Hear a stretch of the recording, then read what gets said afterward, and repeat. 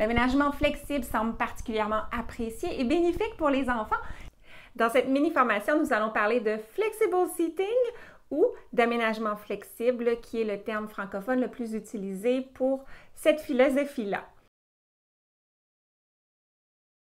Maintenant, soit que vous faites partie de cette catégorie-ci, vous n'avez aucune idée de quoi je parle, ou bien de cette catégorie-ci, vous avez 1 million de questions sur le flexible seating et vous êtes super heureux et heureuse que j'en parle dans cette capsule-ci. Peu importe, je vais essayer de répondre à vos et à vos besoins. L'aménagement flexible, c'est quoi?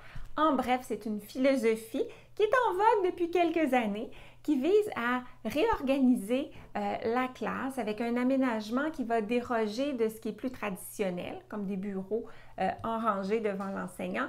Et ce qu'on fait, c'est qu'on fournit des postes de travail variés, que ce soit au niveau du type de chaise, du type de position que l'enfant peut utiliser. Alors, les enfants travaillent debout, sur le ventre, au sol, sur des coussins, sur différents types d'équipements finalement.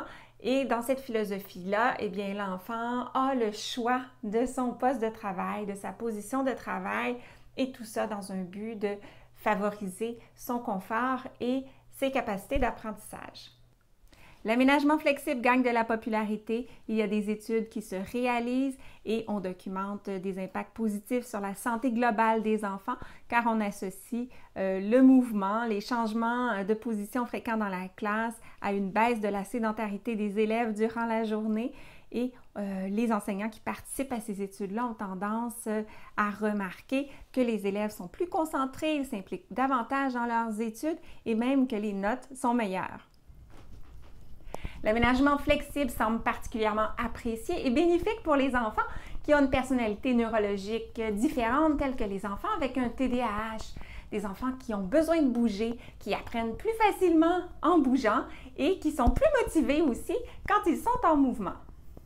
Alors, si tantôt vous étiez dans la catégorie des points d'interrogation sur qu'est-ce que c'est ça l'aménagement flexible, je vous ai fourni un peu d'informations comme point de départ. Faites des recherches si vous souhaitez en savoir plus parce que maintenant, j'aimerais répondre aux questions de vous qui êtes dans l'autre catégorie, soit que vous êtes enseignant en train d'utiliser le flexible seating et vous vous demandez si c'est vraiment la bonne chose, que vous êtes en considération d'une classe flexible ou que vous êtes un parent d'un enfant qui a vécu la classe flexible ou bien qui va en vivre une peut-être à l'automne ou peut-être vous êtes un intervenant en soutien pour conseiller les enseignants par rapport à l'aménagement flexible. Alors, voilà le reste de la mini-formation qui va suivre.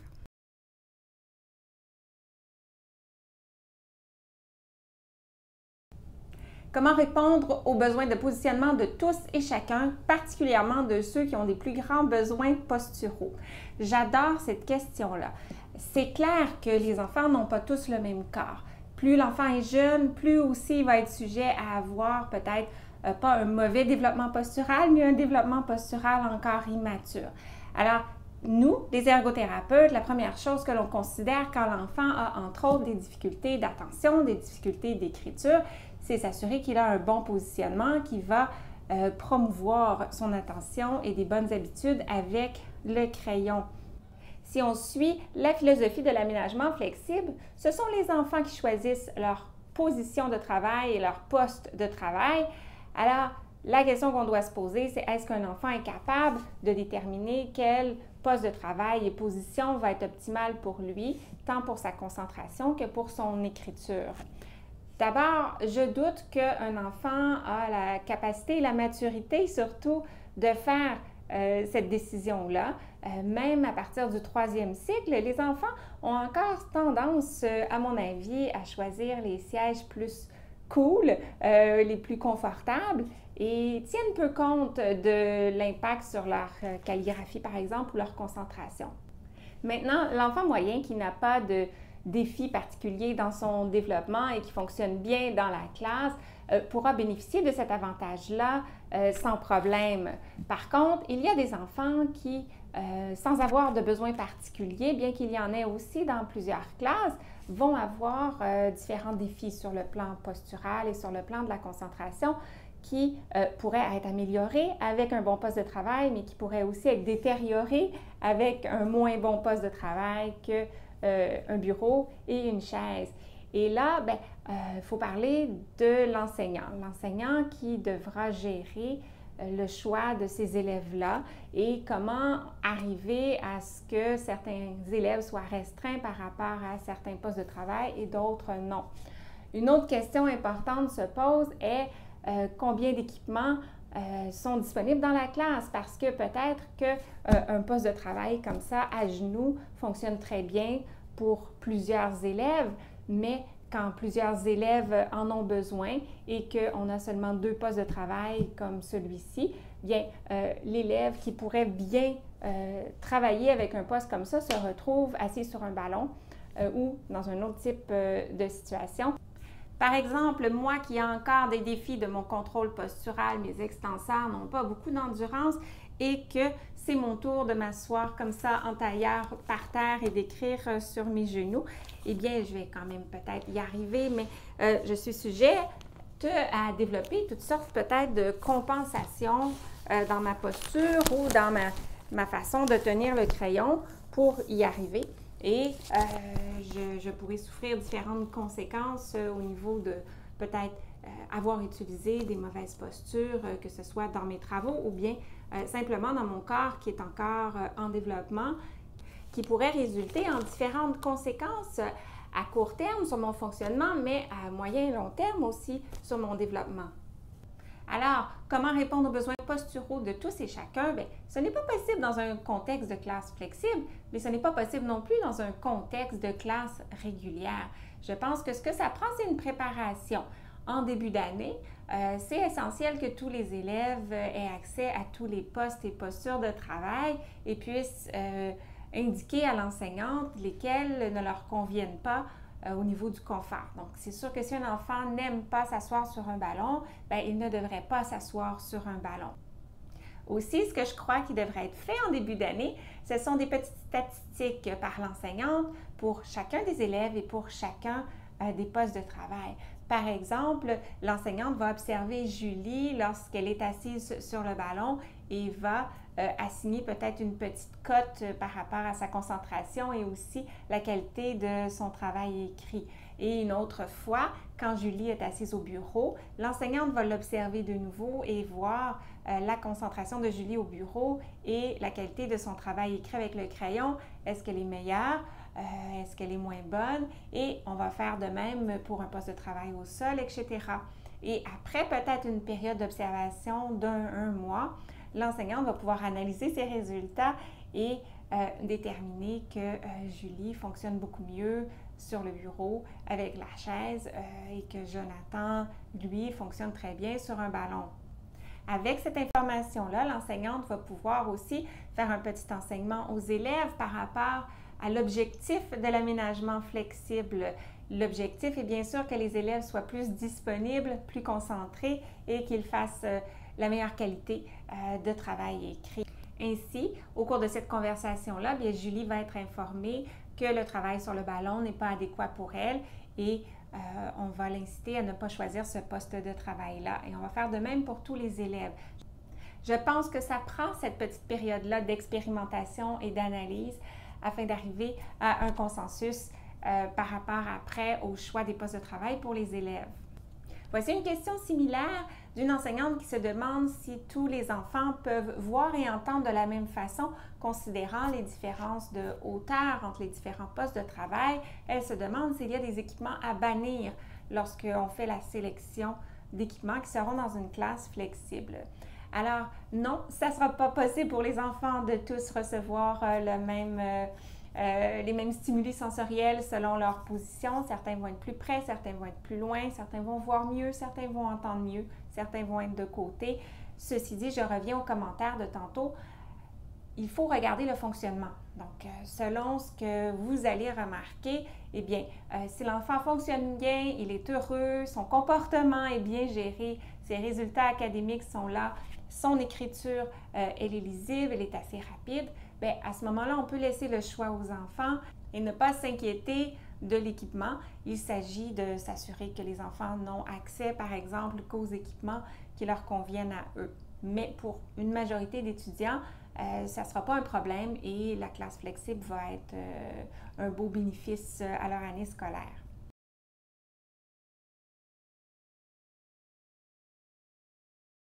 Troisième question, le niveau de concentration dans une classe flexible, est-ce qu'un enfant avec des fragilités attentionnelles aura le même niveau de disponibilité? C'est sûr que ça dépend comment on applique la classe flexible. Si les enfants peuvent changer de place en tout temps et que ça occasionne des distractions visuelles, du bruit et tout ça, bien, les enfants qui sont plus fragiles au niveau attentionnel risquent d'être affectés par tous ces mouvements-là. Alors, c'est quelque chose à considérer. Bien sûr, la classe flexible, c'est flexible. Donc, la façon dont vous l'appliquez comme enseignant, vous pouvez être très, très rigide et l'appliquer complètement où les enfants ont le choix en tout temps. Vous pouvez aussi sélectionner différents moments pour faire les changements de poste de travail ou toute autre utilisation qui vous convient et qui convient aux enfants. Mais c'est sûr que dans l'utilisation de la classe flexible, il y a des avantages, il y a des inconvénients et il faut peser le pour et le contre, dans le fond, par rapport à votre classe et aussi à vos moyens de gérer tout ça.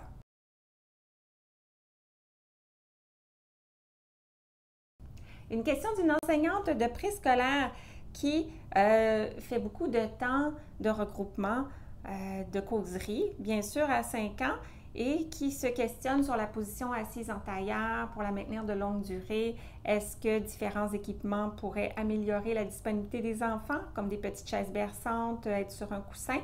Et elle aimerait savoir comment les gérer. Est-ce qu'il y a un temps maximum pour favoriser l'écoute, un peu comme l'utilisation des peluches lestées, les lézards lourds par exemple. Je reviens encore avec la même réponse. C'est très difficile d'être uniforme. Tous les enfants sont différents. Des enfants qui s'en sortent très bien assis en tailleur pour une longue période, d'autres moins. D'autres vont être plus disponibles s'ils changent, d'autres vont être plus réceptifs s'ils restent sur un petit coussin ou sur une chaise berçante par exemple.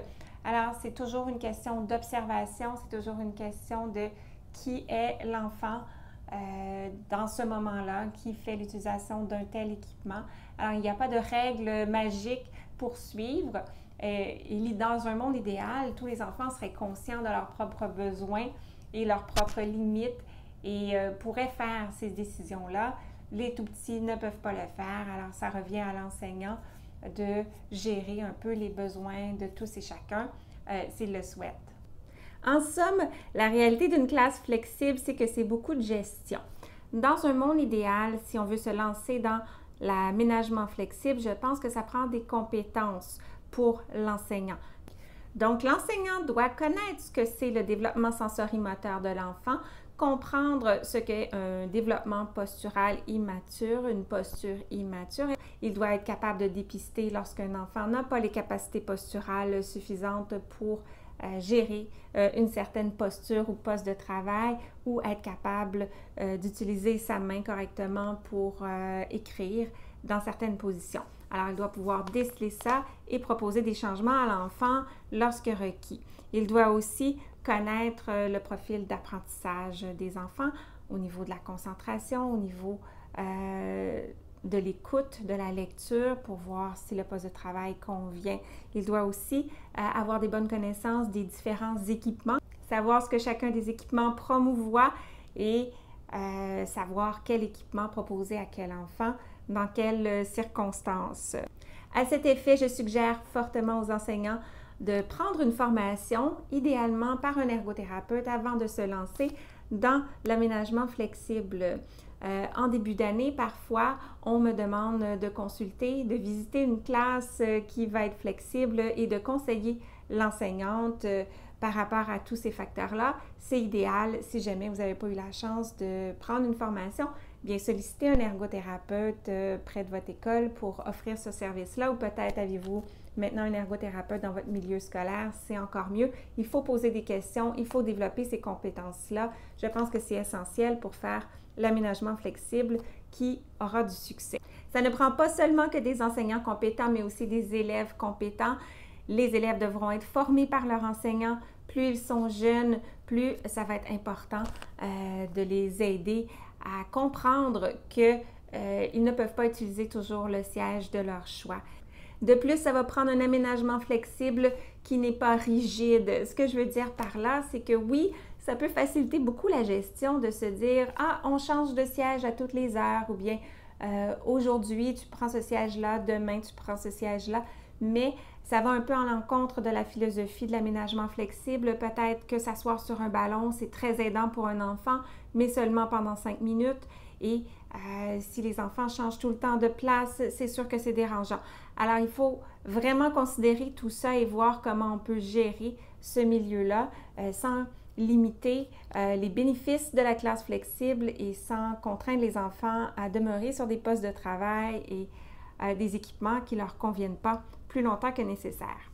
À retenir, il n'y a pas de poste de travail idéal pour un enfant, il n'y a pas de posture idéale pour un enfant et la posture et le poste de travail va varier aussi en fonction de l'activité.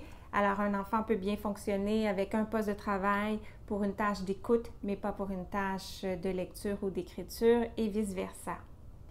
Si vous avez envie d'aider les enfants à devenir plus conscients de l'impact de leur poste de travail sur leur fonctionnement en classe et plus consciencieux lorsqu'il s'agit de choisir un poste de travail, voici un petit outil qui pourrait vous aider. Moi, quand je rencontre un élève et que je lui parle de ce sujet-là, je lui parle des 5 C. Je lui explique que son poste de travail doit d'abord être confortable, mais lui permettre une concentration optimale, la plus belle calligraphie qu'il est capable de produire et il doit être capable d'être calme et d'avoir un bon comportement.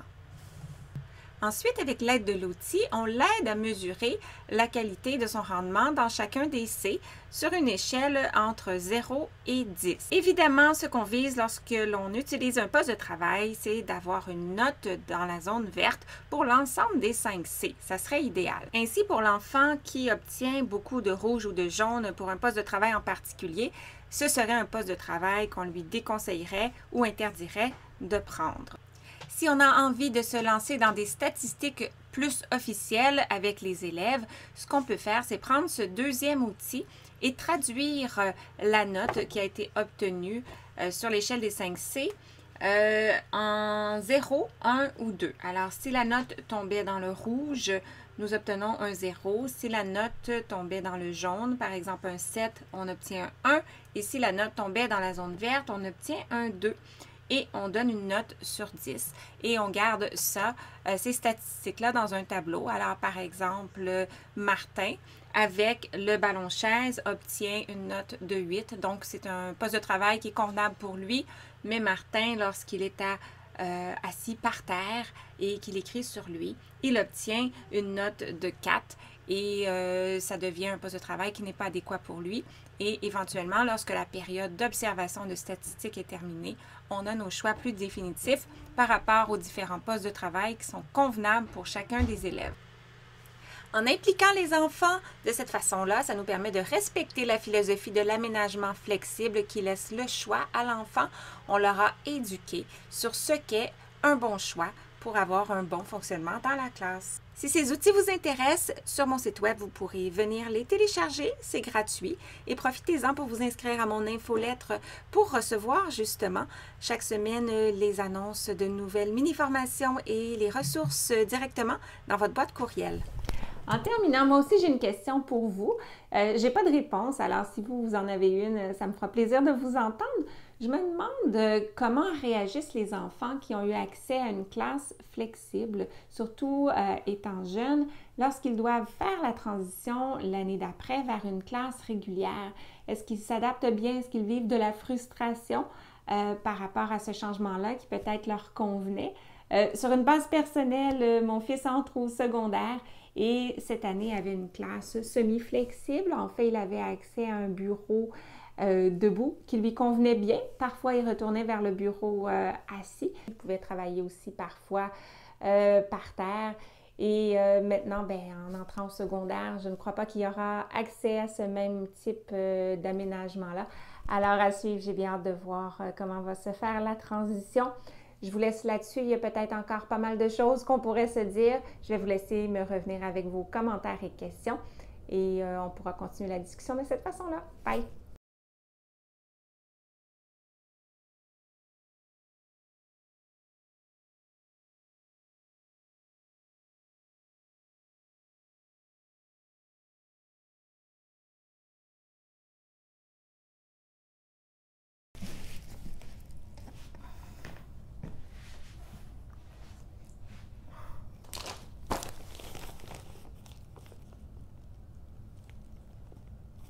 par exemple, oh,